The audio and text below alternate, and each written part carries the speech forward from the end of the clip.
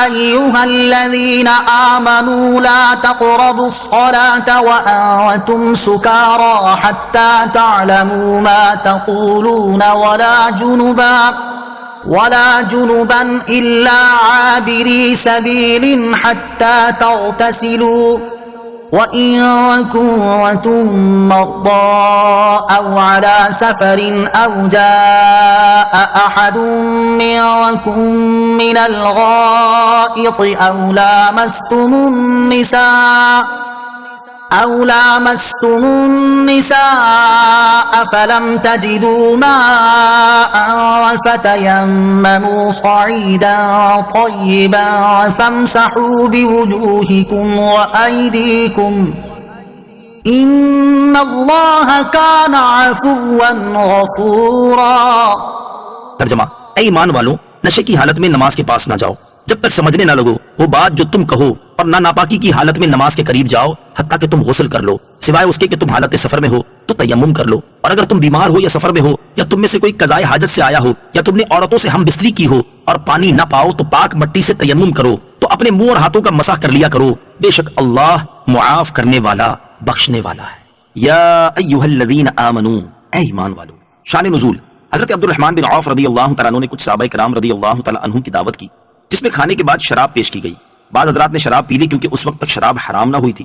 پھر مغرب کی نماز پڑھی، امام نے نشے کی حالت میں سورہ کافرون کی تلاوت کی اور کلمہ لا چھوڑ گئے، جس سے نا کی جگہ ہاں کا معنی بن گیا، اس سے معنی غلط ہو گئے۔ اس پر یہ آیت نازل ہوئی اور انہیں نشے کی حالت میں نماز پڑھنے سے منع فرما دیا گیا۔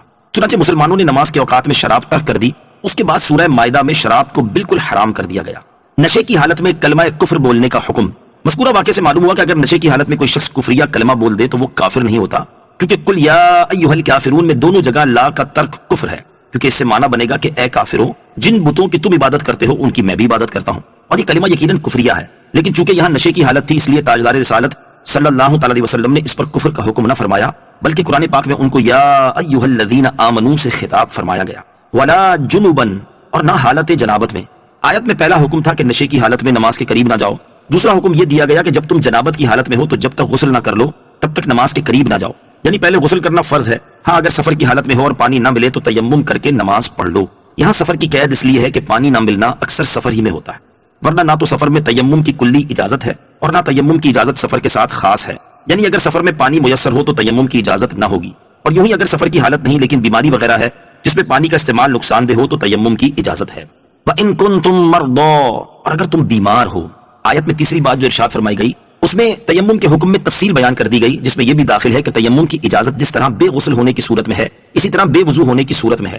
چنانچہ فرمایا گیا کہ اگر تم بیمار ہو یا سفر میں ہو اور تمہیں وضو یا غسل کی حاجت ہے، یا تم بیت الخلاء سے قضائے حاجت سے فارغ ہو کر آؤ اور تمہیں وضو کی حاجت ہو، یا تم نے عورتوں سے ہم بستری کی ہو اور تم پر غسل فرض ہو گیا ہو، تو ان تمام صورتوں میں اگر تم پانی کے استعمال پر قادر نہ ہو، خواہ پانی موجود نہ ہونے کے باعث یا دور ہونے کے سبب یا اس کے حاصل کرنے کا سامان نہ ہونے کے سبب یا سانپ درندہ دشمن وغیرہ کے ڈر سے، تو تیمم کر سکتے ہو۔ یاد رہے کہ جب عورت کو حیض و نفاس سے فارغ ہونے کے بعد غسل کی حاجت ہو اور اگر اس وقت پانی پر قدرت نہ پائے تو اس صورت میں اسے بھی تیمم کی اجازت ہے، جیسا کہ حدیث شریف میں آیا ہے فَتَيَمَّمُوا صَعِيدًا طَيِّبًا، تو پاک مٹی سے تیمم کرو۔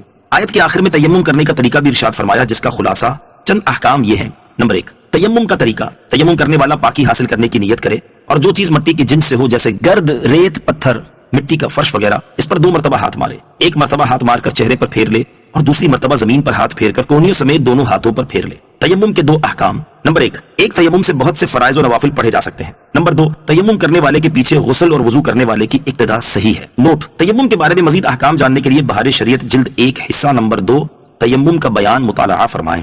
آیت مبارکہ کے آخری جز کا شان نزول یہ ہے کہ غزوہ بنی مستلق میں جب لشکر اسلام رات کے وقت ایک بیابان میں ٹھہرا جہاں پانی نہ تھا اور صبح وہاں سے کوچ کرنے کا ارادہ تھا، وہاں ام المومنین حضرت عائشہ رضی اللہ تعالی عنہا کا ہار گم ہو گیا۔ اس کی تلاش کے لیے سید دو عالم صلی اللہ تعالی علیہ وسلم نے وہاں قیام فرمایا۔